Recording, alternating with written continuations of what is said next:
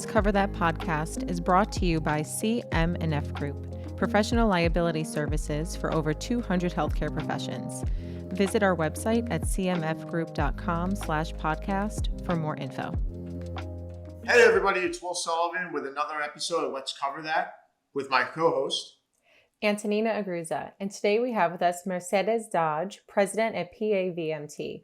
Mercedes, thank you so much for joining us on the podcast today. Oh, thank you guys for having me. Of course, it's a pleasure. And we'd love to hear a little bit about your background in healthcare and what led you to PAVMT. For sure. So I'm a PA. I've been practicing more than 14 years. I currently serve a population for mental health and addiction medicine for children, adolescent, families, and adults. I became a PA 14 years ago in California. I was wanting to try to break down barriers in primary care, family medicine. It actually goes back to my childhood. So I grew up as a first generation immigrant, and I'm very proud of that. I actually have several childhood memories where I was involved with medical visits because my sister had a birth defect. And so I saw firsthand the difficulty in trying to get families into specialty care. And that did involve a lot of driving. And that was a financial burden for my family, as well as emotionally exhausting. So flash forward, I decided to become a PA after I tried to go the path of a researcher. So I do like a lot of numbers and statistics and all of that fun stuff in the lab. But I really wanted to break the barriers in patient care, like more one-on-one in front of me. And so I became a PA 14 years ago, worked in primary care, primarily in community clinic settings, where I was involved in diagnosing, treating, and connecting people to what they need. I started having a large population kind of following me for their mental health illness. And what I decided is, as a PA, I could pivot. So I pivoted and became kind of knowledgeable and expert in psychiatry. One of my MD colleagues took me over. She was dual board in both family medicine and psychiatry. So it was a great addition to my skill set. When I went into psychiatry, the reason why I went into it was specifically that after I see someone in primary care and I give them a referral, so it could be mental health or something else, about 50% of those patients never made it. And it's complicated. You know, there's the mental stigma, there's also poverty, there's the transportation that, you know, my family experienced, the financial constraints. So I went into psychiatry specifically to bridge that gap. And in that community clinic that I was working with, we were bridging gaps by providing telehealth psychiatry services to satellite clinics. And so that was the beginning of my exposure, how telehealth was one of the solutions. So I kind of feel like PAs in medicine are the problem solvers. And you'll hear so many different backgrounds and experiences of PAs. And I think that's what's wonderful about the medical profession in PA. So now I'm a psychiatry PA. I do work as an independent contractor. I do that for many reasons, but one of the reasons is that I wanted to provide my own level of quality care to different entities, more than one agency. And so that's how I got into telehealth and telemedicine. A couple years ago, I said, well, I'm doing this stuff. I want to bring it forward. I want to bring other PAs in this forum, in this workforce. And that's how I learned about PAs in virtual medicine, telemedicine. So that organization was founded back in 2018 by Desmond Watts and Amanda Sheely. And they started to create an environment where PAs talked about their experience in telehealth and telemedicine. And again, it's been a privilege to be part of this group because there's so many areas and facets of how to deliver telemedicine. So I delivered it in psychiatry fashion, but there's several individuals that do it with primary care, urgent care. And so my hope is to bring everyone together in the PA world that's doing telemedicine together. So that's how I got from being someone that saw the disparities to a PA that actually practices as the problem solver and breaking those barriers, and now being part of the leadership team to bring all the PAs together in telemedicine. I think it's an interesting point that you bring up, and I don't think everybody understands it. So I just want to take a quick stop that PAs work and they get really a general background educationally in medicine, and then it's when you get into the actual full loaded practice. So like you said, you know you're trained as a PA, and then you go into the primary practice, and then you're really a jack of all trades, so to speak, where you can shift and be dynamic. So to your point, the dynamic capability of a PA in the country is much more flexible and capable than a lot of other healthcare professions, right? Like you've been able to shift to, common day, going to a primary care provider. Do you really suspect that mental health should be just like part of the same practice in essence? Because I mean, most people that go in for a heart issue or just general malaise need mental health as well. Can you just highlight how how that education in general, and then it becomes like this dynamic nature as you progress, as you've been over the years? Yeah, that's a really good point. I mean, I think that's why I also am very proud of being a PA, because we are kind of movers and shakers and we pivot very well. So, but we tend to also be the gap fillers and the underdogs, right? So there is a lot of PAs out there doing great work. And sometimes we're just not so outspoken, right? And advocating that we're there. But many people, if you really get to it and go to their primary care office, they'll say, oh, an NP served me. But later we find out it's actually a PA. So there's a lot of discrepancy on like who's serving, but we are there. And we do provide a lot of services in primary care and urgent care. And then we actually do pivot in specialty care. So for example, for primary care, which is my background, was that for diabetes management, one of the reasons why diabetes management is hard to manage is that it's not just the sugar, right? It takes a lot of work on motivational interviewing, understanding the socioeconomic resources that the patient and their family has. And sometimes underneath it all, there is mental illness. There's trauma, there's transgenerational trauma, there's depression, there's anxiety. And research continues to show that we have to treat people holistically, that we have to provide treatment for depression, for say, in order for the depression and the A1Cs to improve.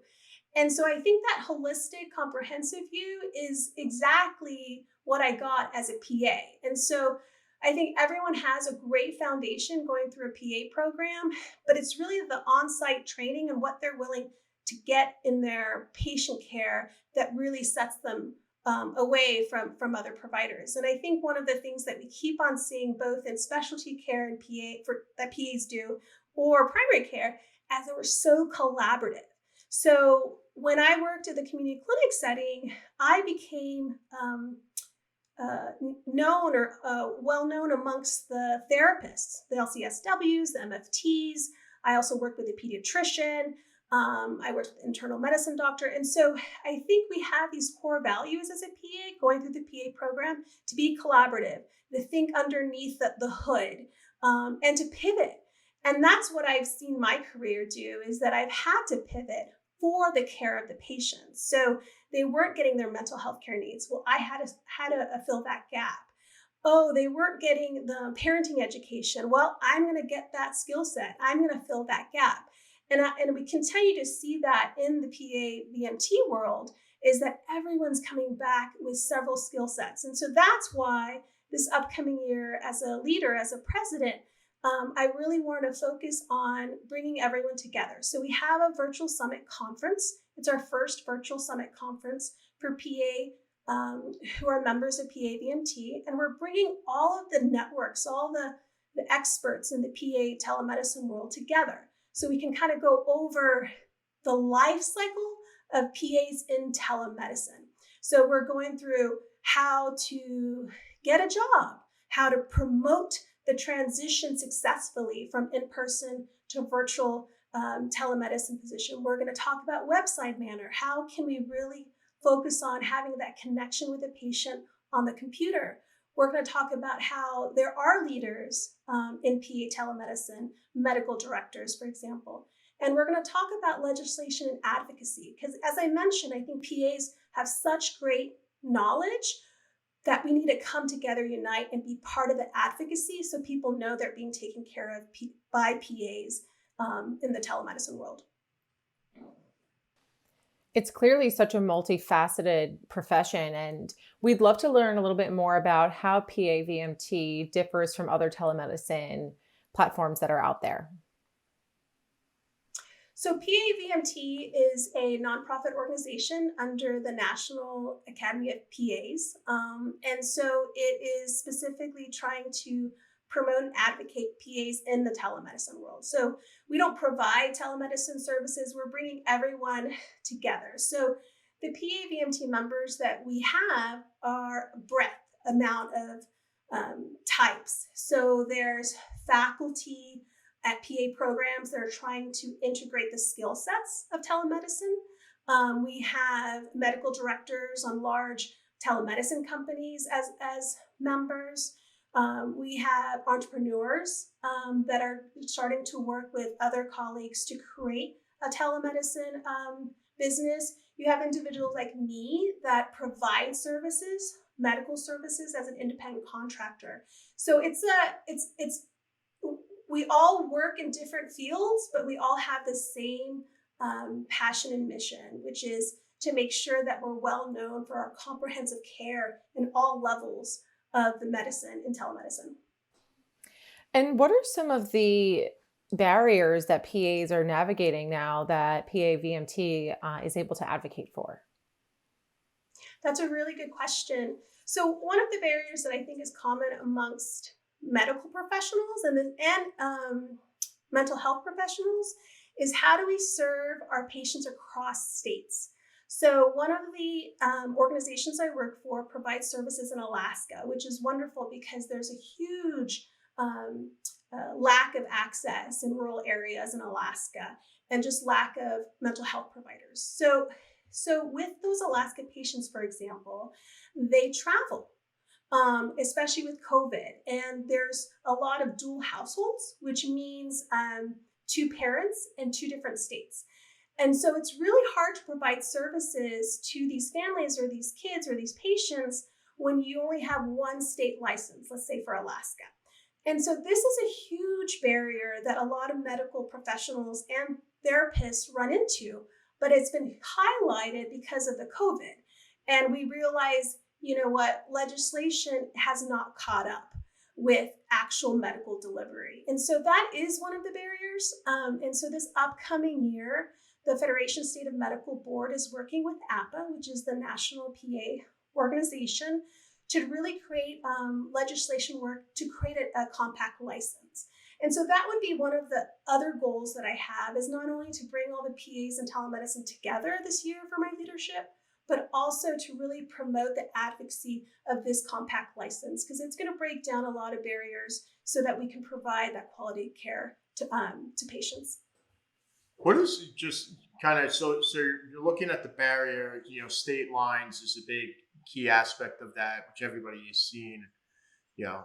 Alaska kind of reminds me of just the basis of the story of Balto, the dog that brings the actual penicillin to a very kind of far-flung area within Alaska and getting care there. So it kind of almost identifies exactly with these issues, like you're saying, with the dual parenting, with dual states and things of that nature. But what do you see as, versus like the barrier piece of it, the opportunity? Like we said, you have this dynamic nature based on your education. So, do you see folks like yourself who start in the primary care setting and say, all right, I want to start delving into this psychiatry piece. Maybe I want to start working with somebody in a telehealth side, kind of as a side gig, side hustle, so to speak. Third, get a little additional income. I can work in urgent care, 5-10 hours a week, and get supplemental income while building my resume and knowledge base there for that full practice authority as that develops. Are you starting to see that, where people are kind of shifting into more than one specific specialty as they grow? and virtual medicine being part of that. Right. Yeah, I think that we're seeing a lot of PAs that have been primarily doing in person care. And I think what I see is that PAs have a huge ability to pivot and have huge knowledge that they can do more than one job. So I do, for example, have some people on the board who have more than one job, specifically to be both in person as well as telemedicine position. And I think for many reasons. One, there's that work-life balance. Two, it's exciting.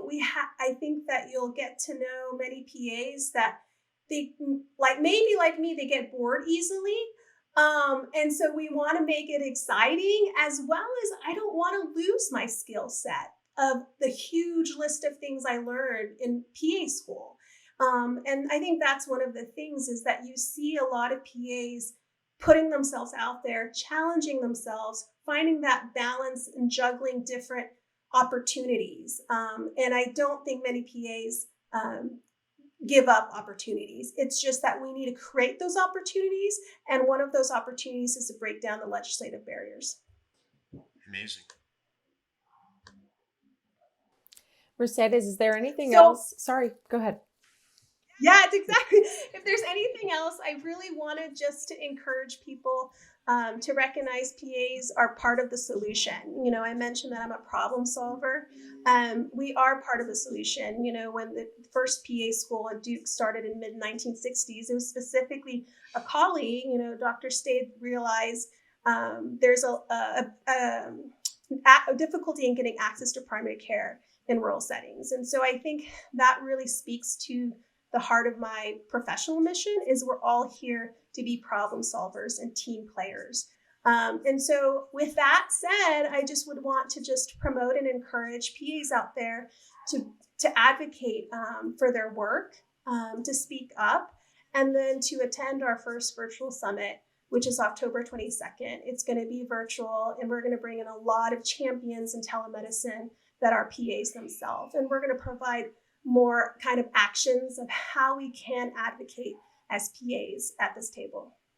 I think it's really, it's just a real great credit to, PAs in virtual medicine and telehealth. It's just, being able to look at solutions as in there's puzzles out there that we need to solve together. And rather than making it a dynamic of this profession or this person or that position in healthcare, it's more, kind of taking the person out of it, looking at the puzzle, and then bringing the people together from the human side and bringing dignity to solving the puzzle together. And I think PAVMT is really doing that. It's an amazing leadership step doing it. Yeah, I agree with you, William. I mean, it's like a rubric cube, but doing it together with several hands. So yeah, I'm very happy to be part of it. I'm happy to be here talking about the PA profession, my work, and PAVMT's upcoming work. The Rubik Cube with many hands sounds like the perfect way to end it. Thank you. Thank you so much for your time, and we hope to speak to you again soon, and good luck with all of the great stuff you have going on at PAVMT. Thank you, guys. Thank you.